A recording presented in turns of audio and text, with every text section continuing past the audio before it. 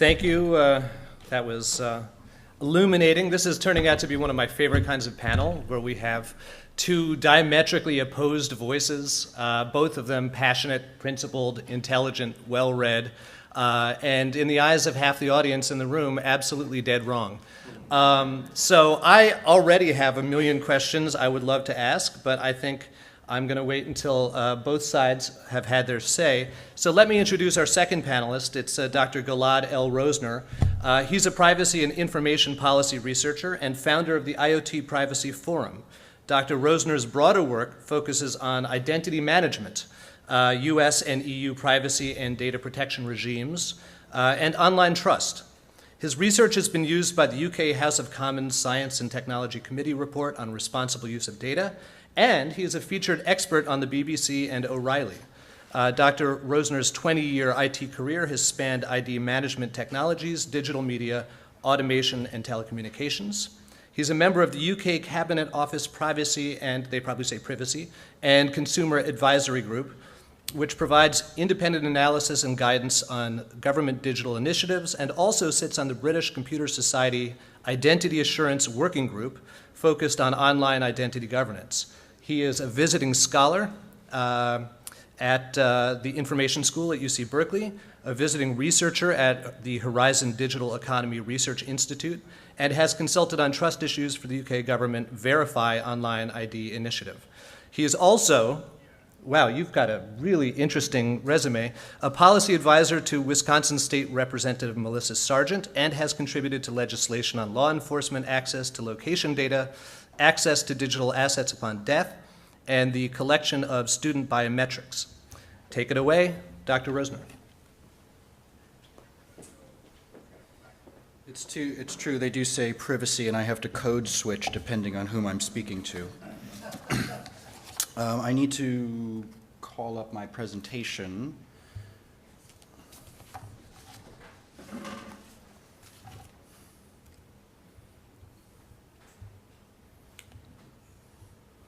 Which is yours? It says, that's, no, was on the desktop. That's it, yeah.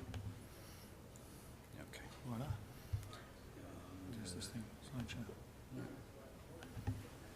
Okay. Good, thanks.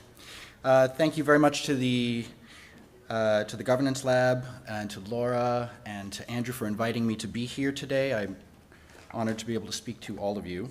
This work that I'm talking about is part of a large IoT privacy research project funded by the Hewlett Foundation, and that report from that research will be published in May.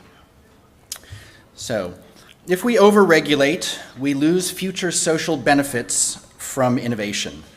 I presume most of you have heard this. It seems intuitively reasonable, but it's not neutral, it's ideological.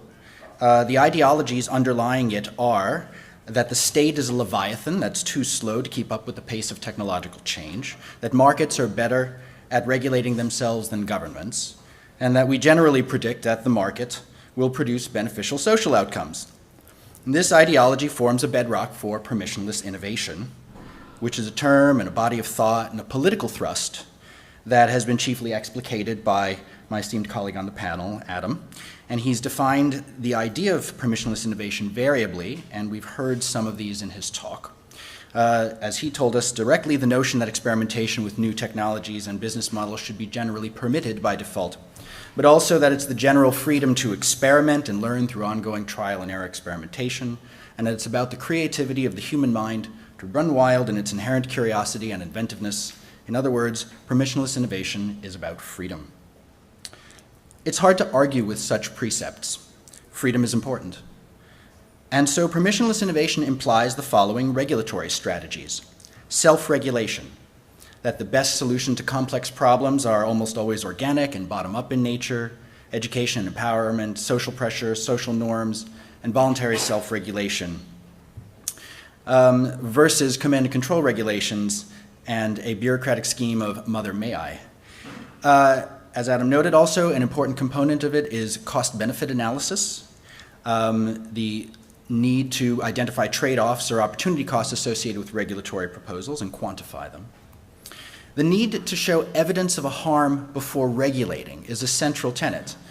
that consumer protection standards have traditionally depended on a clear showing of actual harm, it's not enough to claim, well, it could happen, and that the burden of proof should be on those who favor preemptive and precautionary controls. And regulatory humility, and this is something that comes out of a statement by the now acting chairman of the FTC, Maureen Olhausen, who said it's vital that government officials approach new technologies with a dose of regulatory humility. These are powerful ideas that find quite a bit of expression in Washington and other centers of governance. In his prickly and thoughtful dissent with the FTC's 2015 IoT report, Commissioner Joshua Wright wrote, where an agency's recommendations regarding best practices are not supported by cost-benefit analysis, firms may respond by adopting practices or engaging in expenditures that make consumers worse off. And industry positions on IoT governance are replete with the view that concrete harms must be shown prior to regulating. These are some industry comments filed for last year's Department of Commerce Green Paper on the IoT. The Chamber of Commerce writes, without evidence of heightened privacy concerns or consumer harm, there's no reason not to allow the IoT market to mature under the frameworks that exist. T-Mobile writes, NTIA and other federal agencies should only adopt regulations based on clear evidence of actual harm. And after balancing the need against the deterrent effects it'll have on innovation and investment. And the CTA writes, as a general matter, the increasing number of devices should not automatically trigger new regulations before acting. There should be evidence of real harms. Now, permissionless innovation's nemesis is the precautionary principle. And in Adam's words, it is the belief that new innovations should be curtailed or disallowed until their developers can prove that they won't cause any harm.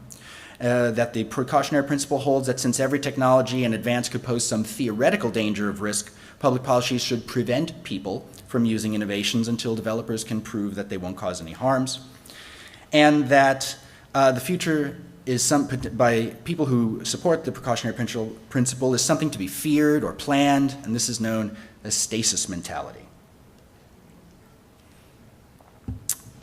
These are politically charged, narrow readings of the precautionary principle, portraying it as a force for prohibition. Adam and others draw upon the work of Cass Sunstein, who in turn drew some of his ideas from Richard Stewart, who wrote about the precautionary principle in environmental regulation, which is where you see much of the legal, policy, and academic discussion of it generally. Stewart categorized the precautionary principle in 4 ways. 1, that scientific uncertainty should not automatically preclude regulation of activities that pose a significant risk of harm. That regulatory control should incorporate a margin of safety. Number 3, that activities that present uncertain potential for significant harm should be subject to best available technology requirements to minimize the harm. And number 4, activities that present an uncertain potential for significant harm should be prohibited unless the proponent of the activity shows it presents no appreciable risk. The proponents of permissionless innovation are clearly aligning their view with this 4th category, imagining developers are to be required to prove a technology will do no harm before it's allowed to develop and flourish. But there's a problem with this. It doesn't really exist. Only a small number of technologies are regulated in this fashion, the most obvious being the development of new drugs and medical devices and in transportation. The reason for such prohibitory precaution in such cases is the potential threat to human life. But to imagine that such prohibition exists commonly in other domains of technology regulation, in particular consumer devices and internet technologies, is a straw man argument. In both the United States and Europe, there are very few examples of consumer technology regulation employing a prohibitory version of the precautionary principle. The very term permissionless creates an antagonist, the government and concerned parties, as foes of industry and the market, whose noble goal to produce social good and consumer welfare through innovation must be defended. The discourse of permissionless innovation fuels a general distrust in regulation by falsely pitting freedom against reasonable efforts to govern technology. In this, we can see that its roots lie in libertarianism's drive to remove as much of government from governance as possible. Generally speaking, the cyber libertarian's motto is to live and let live and hands off the internet. The aims to minimize the scope of state coercion in solving social and economic problems looks instead to voluntary solutions and consent-based arrangement. And that cyber libertarians believe true internet freedom is freedom from state action, not freedom for the state to reorder our affairs, to supposedly make certain people or groups better off, or to improve some amorphous public interest in all too convenient facade behind which unaccountable elites can impose their will upon the rest of us. And so while Vint Cerf's brief remarks that the early internet benefited from a permissionless innovation approach are being repeated, bear in mind that he is referring to a governance philosophy that is deregulatory in character, one that sees the state as the problem and not a potential solution. Naturally, this political philosophy fits hand in glove with economic actors' preferences for less regulation. Let's see. Oh, I think I jumped ahead.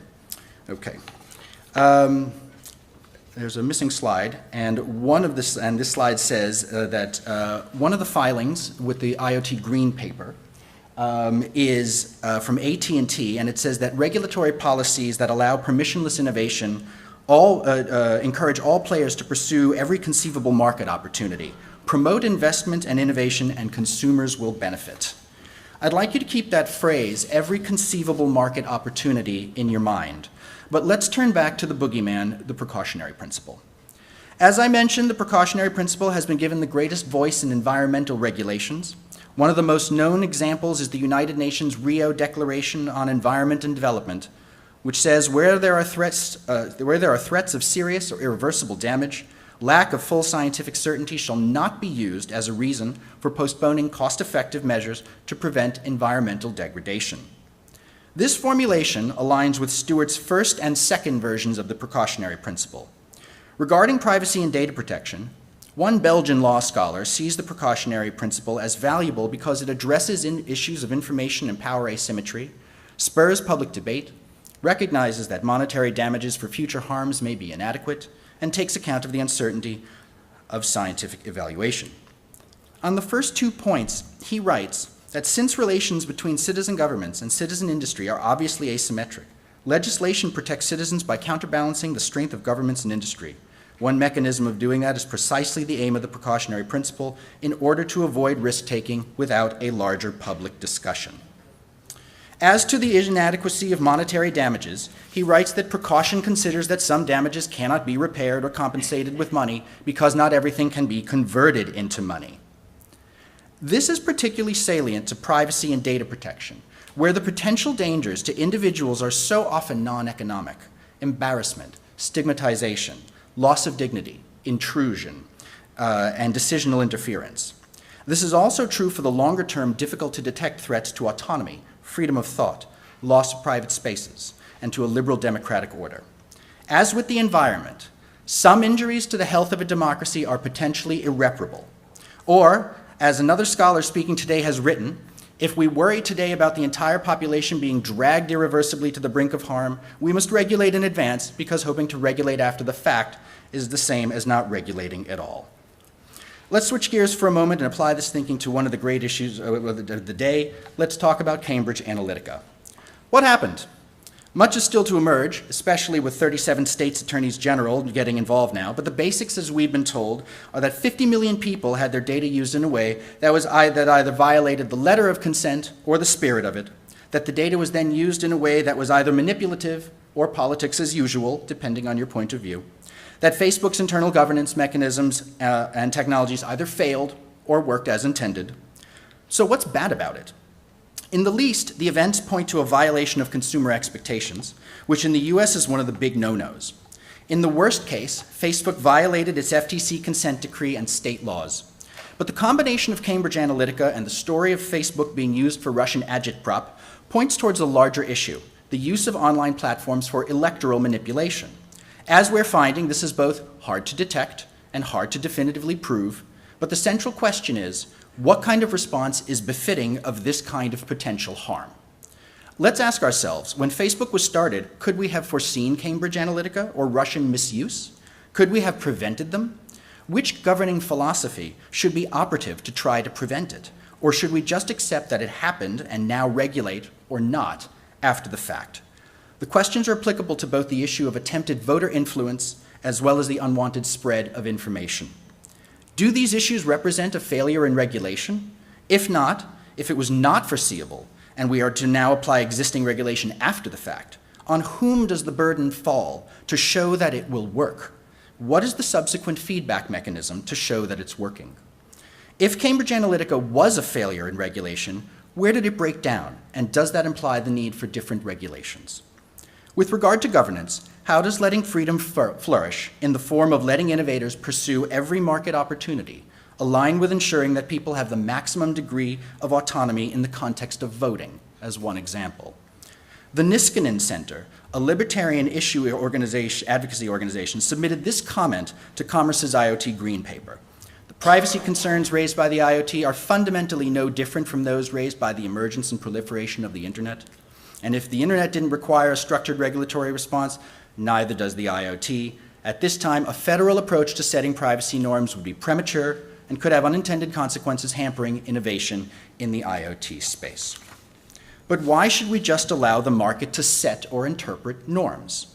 The privacy issues of the IoT that are being identified by researchers include emotional and bodily privacy. The scale of sensors and their proximity to the human body will begin to stockpile emotional data about us and render our inner life more transparent. Children's privacy, that IoT devices in the home and connected toys will collect children's utterances, activities, and emotional states in ways we've never seen before. Manipulation, the scale and proximity of sensors renders us more transparent and thereby subject to greater degrees of manipulation. When does this become a consumer protection and decisional privacy issue? Diminishment of private spaces, making society more transparent, and surveillance capitalism, which is a very large topic, and I'll only briefly mention it here with this one quote from the scholar who coined the term, which is that if power was once identified with the ownership of the means of production, it is now identified with the ownership of the means of behavioral modification. The precautionary principle interrogates the existing state of regulation and asks, are we governing enough? Are we governing with all of the tools available? Are we doing our best at foreseeing and preventing harms? Are social values being championed at the same level as economic concerns? Permissionless innovation reflects a faith that new technologies inevitably lead to human mastery and control over our environment, as one philosopher put it, and imagines that collective action will always be superior to state power. Part of the difference between the political philosophies underlying the two principles is the answer to this question. Do you see a problem? The precautionary principle is regulatory humility, accepting that when potential harms are odious, hard to detect, and harder to correct, it could happen is sometimes enough to slow or preclude certain innovations. All business models should not be allowed to survive. Some should be killed at birth.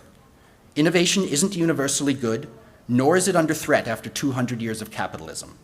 If one believes that democratic institutions or privacy values won't protect themselves, that the boiling frog metaphor is one to keep in mind, then the precaution in our regulatory environment is essential. Thank you. Thank you, Gilad. Oh boy, we have half an hour to talk about this at most.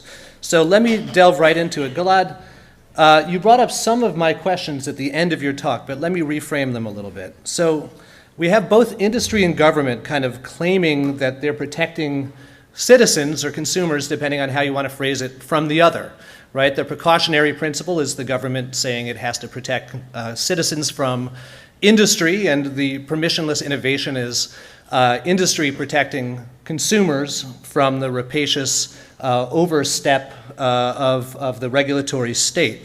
But what I didn't hear a lot of until the very end of Gilad's talk was the conversation about what the actual desired outcome is, right? I mean, innovation in and of itself is a means, not an end, right? None of us in this room, all of whom study technology and the governance of technology on some level, none of us would say that innovation is an inherent good, right? We use it to achieve certain desired social outcomes.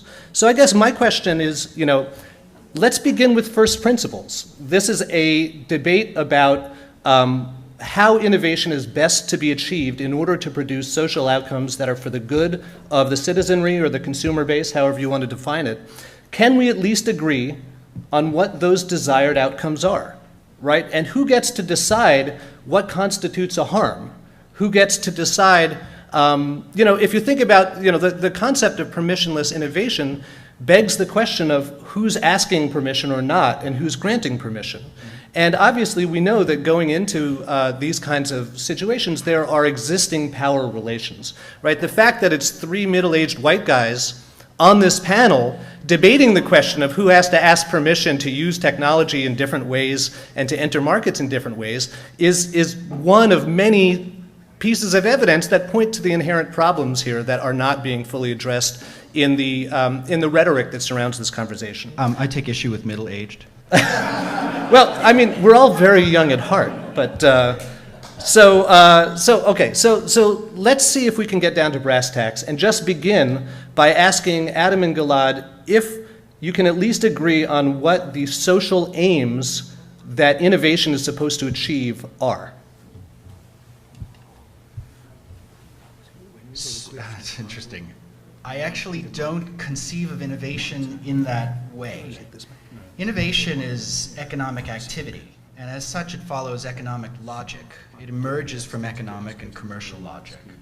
And so its goal is to satisfy those logics. And in the US, that means following a maverick capitalism form of commercial logic that places great stock in the market being a force, or rather the rising tide that raises all ships. That's not a fact, that is an ideology. And the logics that sustain the institutions of capitalism and market activity in the United States they march to the beat of their own drum. And I would argue that in large part, to imagine social issues emerging from that is an overlay and is possibly, the wrong way to frame it. I think it's better to wonder, what is it that keeps the capitalist ship afloat? What is it that spurs market activity on? And ultimately, if you believe that it's economic in nature, then it's not really clear that there are social aims that are emerging from it in the way that we would discuss the idea of social values like democracy. The market doesn't care about democracy. Democracy is something that we impose orthogonally to market activity.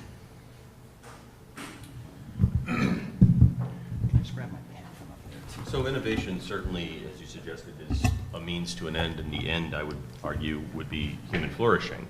And human flourishing, of course, can be defined differently by different people, but in large part, innovation, which is really just trial and error experimentation with new and different ways of doing things, doesn't always have to be, as Gilad suggested, economic, purely economic, he said, in character. In fact, a great deal of interesting forms of trial and error experimentation have no commercial component whatsoever. I, in fact, have a section in my book and a paper that I've been working on for some time about commercial versus non-commercial distinctions in public policy, and how interesting it is that we have different regulatory regimes for functionally equivalent activities when one has money associated with it and one doesn't. Sort of a good paradigmatic example would be wedding photography has taken on drones as a new innovative way of getting nice pictures of the wedding party. In a great many contexts, this is something that your wedding photographer will bring as part of the package that he will charge you for, so that's economic innovation. But in large part, this is just being done spontaneously and bottom up by average wedding goers saying, hey, I've got a drone in my trunk with a camera on it. Would you like a shot of the wedding party? What's interesting about that is these activities are regulated somewhat differently based upon whether or not a penny or a dollar was charged or whatever for the taking of the photo. And I have many, many other examples like that involving 3D printing, coding, a variety of other things. A great deal of hacking activity is non-economic in character, so on and so forth. So I think it's a very narrow reading of innovation to say it's just purely economic or part of a capitalist superstructure or whatever else. But certainly markets are an important part of how innovation manifests itself because at some point people do need to figure out how to keep those said innovations afloat, how to make something work, how to create a business model. And what Gilad suggested in the closing of his remarks is that, as he said, quote, not all business models should be allowed to survive. Some should be killed at birth. And I think there is a case to be made that some business models and some technology should be killed at birth. But I think we need to have a high standard for what euthanizing innovation looks like. I think we need to have some sort of criteria that basically suggest that there is a clear and an ambiguous harm of an immediate, irreversible, catastrophic nature associated with said innovations before we just willy-nilly say, no, not allowed. And there is a great deal of public policy even in the United States, of that variety, contrary to what Gilad suggests.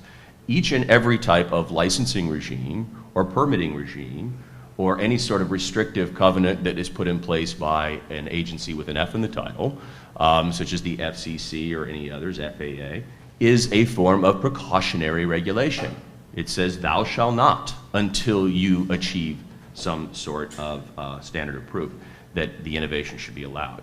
So these policies do, these philosophies and these policies do affect public policy, and I think, generally speaking, I still stand with those who would say that, generally speaking, business models should be allowed to survive until such time somebody can prove that they should not. Yes, so we've got some questions from the floor, I believe, and we also have some questions from the live stream, which Andrew will be fielding. Do we have anyone in the room who wants to ask? Okay, so while we're waiting for the live stream, Professor Donaldus. Thanks very much to both of you for the great presentations and Aaron for moderating. The question I have is about how we contextualize this into the real world. So what I study is global internet governance, and the last thing that I would want in certain areas of technology is the application of, for example, the precautionary principle in Russia over certain technologies, or the application of the precautionary principle in China. They apply it very well with censorship, and in Russia, gay people can go to jail for what they say online. In other places, it makes sense, and the same thing with permissionless innovation. So could I ask the speakers if they could give us one real-world example of that plays out, their philosophy to help us contextualize it. And if it's not one that's already happened, even maybe a speculation about what could happen in the IoT. So real or imagined, contextualize it in a real-world example for us. So I begin, I think, chapter 2 of my book by discussing sort of natural real-world experiments that we've seen with Internet Governance 1.0, if you will, and how there was a very interesting transatlantic conflict of visions, if you will, about Internet governance that developed in the mid-90s when the Clinton administration came out with one vision for the way of running the Internet, namely the approach that they articulated in the framework for global electronic commerce, which was very much multi-stakeholder oriented, civil society deliberations, market-based mechanisms, so on and so forth. Sort of a true bottom-up permissionless innovation vision was articulated by the Clinton administration. In contrast to that, there was a different approach taken in Europe, and it was somewhat more heavy-handed, specifically around the data directive and other subsequent regulations.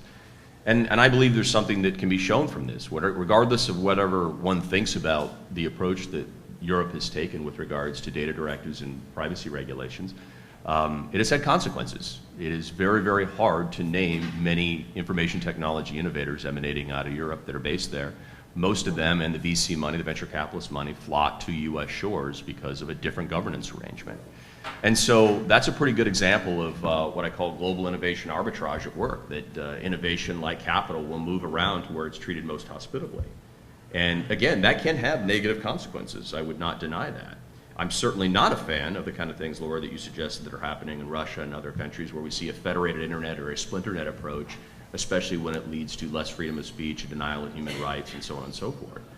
That's the dark side of that sort of an approach. But we would be foolish to deny that this happens and that it doesn't have consequences. I just think that the United States came out on the better end of it, because we do have the world's household names now in terms of information technology platforms, companies, and innovators, and people still do flock here to develop these tools and technologies, and I think they've had a lot of benefits from that policy approach. I just briefly want to answer your first question. the part that Adam answered and at the end of his answer, I'll answer first, which is you were wondering about the application of these principles in more authoritarian regimes. And so the precaution and precautionary principle is protecting something. And the question is what? And so in the version that I like, in what I wish to protect personally, these are democratic ideas and forms and freedoms and liberties and protection of the populace. And so the caution is about the loss of those things. And so this inherently becomes about values. And so the application of it in more authoritarian regimes, I would argue the idea that it is not about a cautionary approach, unless you want to apply it in the sense of a cautionary approach to the destabilization of a one-party system in a particular country. So, but to sort of cite an example, the one I've been thinking about of late is electioneering law, which says that you can't campaign within X feet of a polling station. Now, this emerged from a variety of historical reasons, but you can look at it from the perspective that preventing campaigning near polling places is trying to take a measure of caution against the integrity of voting, because we acknowledge the idea that people can be swayed and that their ability to make decisions can be affected through a variety of mechanisms. And that by having active campaigning at the moment of voting could possibly injure the integrity of the voting system. So that's one example that I think is an application of it. Another application of it is the area that you discussed in your talk, which is the idea of cybersecurity. At this point, though, if you start from the perspective of saying we need to show a harm before we should regulate, the Dyn attack is a pretty big, obvious harm. Then we're no longer precautionary. Now it's just reactionary regulation, which in the case of cybersecurity, I don't care. It's fine. Let's get some regs on the books. Let's create duties in the law so that they have to do it. But in general, and the other issue that I think about is manipulation. And if you want to read about that, Ryan Calo's work on that is excellent. But in general, I worry about people being unduly manipulated. You're hearing of late with Facebook, Sean, what's his name, who started Napster, who's one of the major... Parker. I'm sorry? Parker. Sean Parker, exactly saying, oh my God, look what we did. We made this thing where we're basically, trying to cause people to keep pressing the button over and over. How many likes did I get? How many likes did I get? He's acknowledging this as a way that they're trying to essentially, that they designed a system that way. Now, those systems exist all over the place. The commercial market wants you to do certain things. The logic of the commercial market and the logic of social media wants you to share, wants you to buy, wants you to disclose. But we get to a point where it becomes manipulation in a way that we find odious from the perspective of consumer protection. And so the caution that I want to implement would be preventing odious forms of manipulation, odious forms of discrimination. Have we got another question in the room? Dia? Good morning. My name is Dia Basu. I'm a PhD student here at the School of Communication and a doctoral fellow at the Internet Governance Lab. My question is to Adam, and I agree with you that the US has been a terrific place for innovation and new ideas, especially with technology, digital technology in particular. My question, though, is that while these innovations and these models of governance have been promoted here in terms of the soft law approach, your bigger markets today are countries like China and India, which have far bigger digital populations. And we have seen that US companies do capitulate to demands of those governments that don't follow, despite their public posture, of a multi-stakeholder approach. So, and I'm thinking of Apple in China, and the numerous takedown notices that Indian government puts on American technology companies. So the flip side of capital going where it's most hospitable is also capital is pretty much a coward. So, how do you see this balancing of where you see capital being driven by market forces, which may not be such a good thing?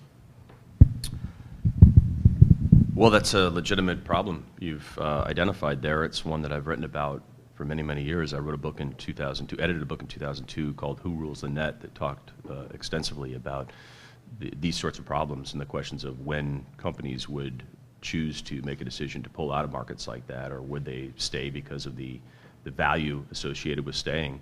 And there is a real problem associated with them staying if they're giving up on essential rights, and I would never, ever condone that kind of activity. The question is, are we better off when large companies, multinational companies, engage in those sorts of repressive states or markets and see if they can get any sort of traction or any sort of freedom advanced at all? I don't know. Honestly, I don't know the answer to that. And I've written about how torn I am about some companies staying in these markets and how I'd like to see them pull out. I'd like to see our government lend them some more support, not economic support, but just use the bully pulpit to say, like, we think these companies deserve a fair shake and we don't want them to be manipulated or forced to cave to these ridiculous demands, whether they're on human rights grounds or speech grounds or whatever else. But part of a multi-stakeholder process, namely the overarching internet multi-stakeholder process that continues, is supposed to try to help solve some of these problems. Now, oftentimes it does not, because some of these states are so repressive that it's impossible to imagine that Putin in Russia or anyone in China is going to cave to whatever ICANN or various international governance bodies say is in the public good. Do we have a question from the web? So I'm going to use my prerogative while the mic is being passed around to ask one more question, which is there's been an idea in some fashion for the last decade that's never really been instantiated, which is the notion of a digital Bill of Rights. And we've seen bits and pieces of it. Think about Marco Civil in Brazil, or some of the stuff that's been done in the EU, especially the right to be forgotten. But as we're talking about the kind of the challenges of regulations that address incremental regulations that address an exponentially changing technology landscape, does it make sense to think about statements of general principle phrased in terms of basic consumer or citizens' rights that are a priori and predate technological innovation to act as kind of stopgap measures on the excesses of commercial or technological overreach? Is that a middle path that would be amenable to both of you? That's the GDPR. I mean, that's Europe. That's the Data Protection Directive from 1995, which itself, there's this wonderful history that forks where, so the first data protection law in the world is in Germany in 1970, but at the same time, FCRA, the Fair Credit Reporting Act, comes out in 1970 as well, which is essentially a use regulations law, a whitelisting law.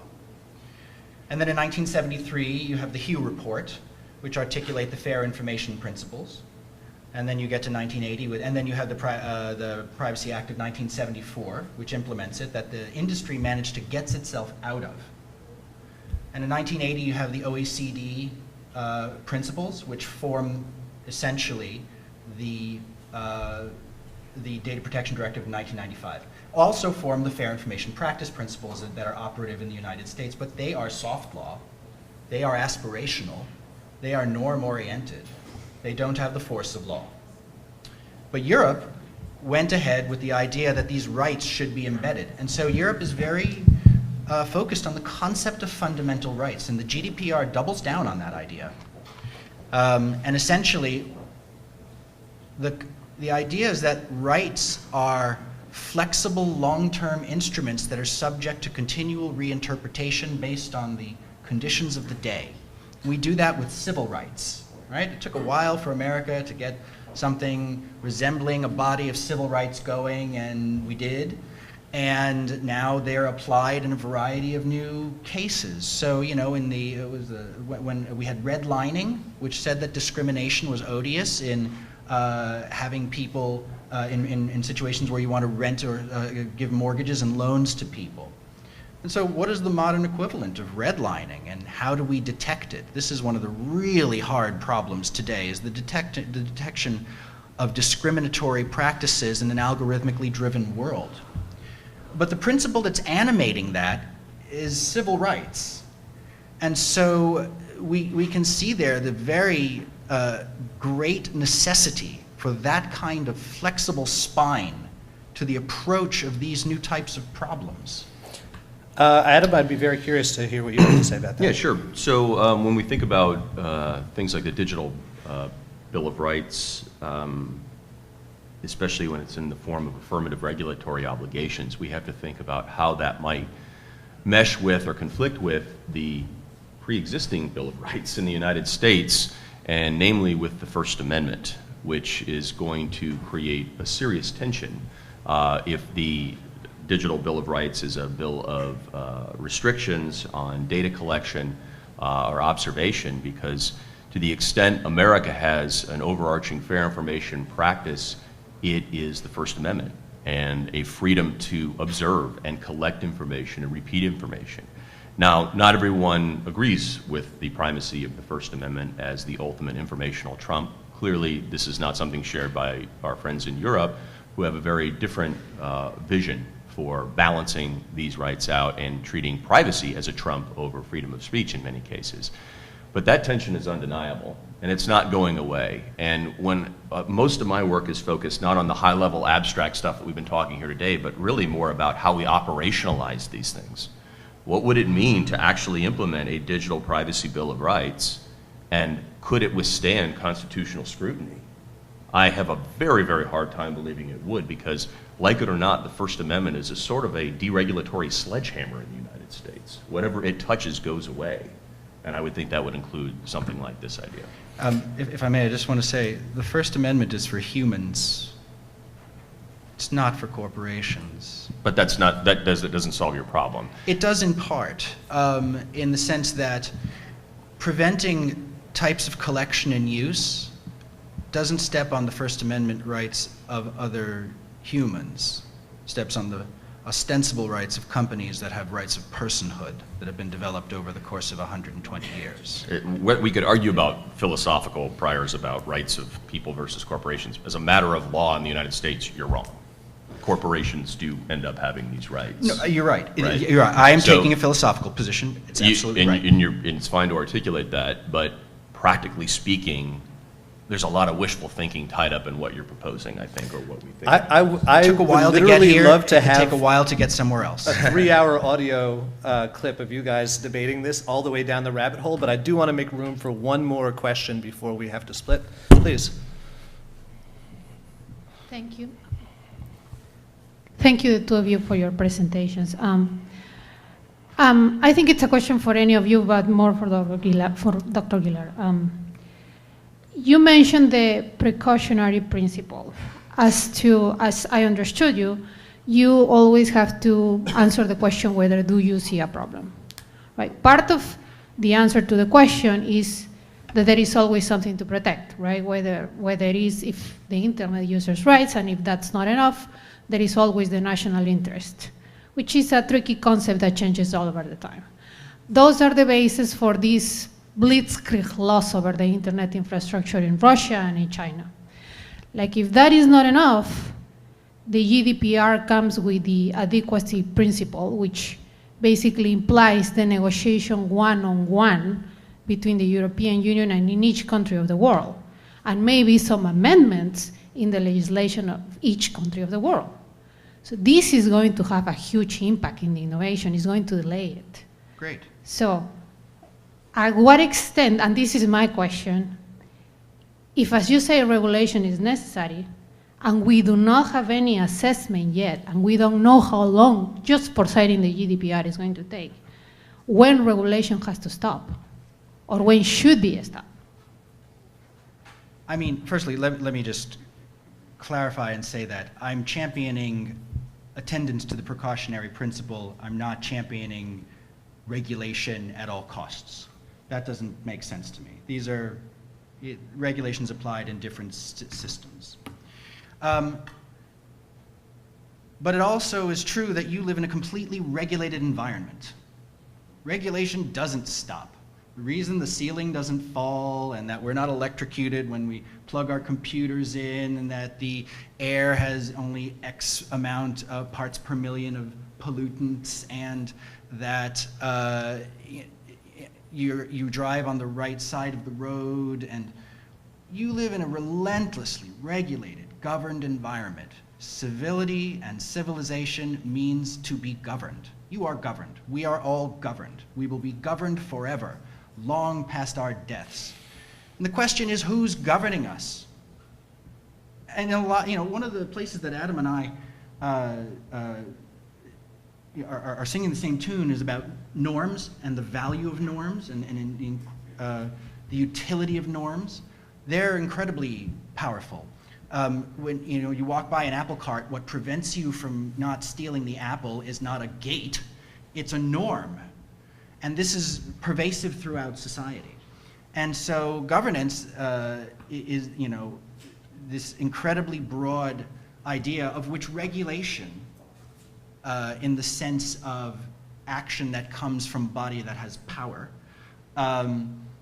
has no boundaries, has no edges. The question is, who's governing you? Are you self-governing? Are you being governed by the market? Are you being governed by norms? Regulation is, behavior shaping.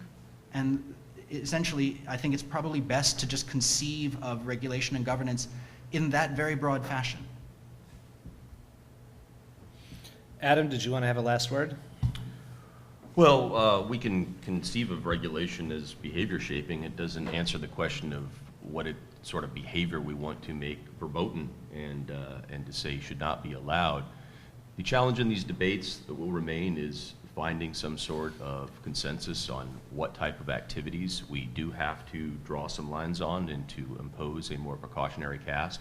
But the reality is that, principally speaking, that debate is not as much of an interest to me as you would think, having written a book on permissionless innovation versus the precautionary principle. I'm squarely rooted now in the world of sort of what works practically speaking and how we move forward.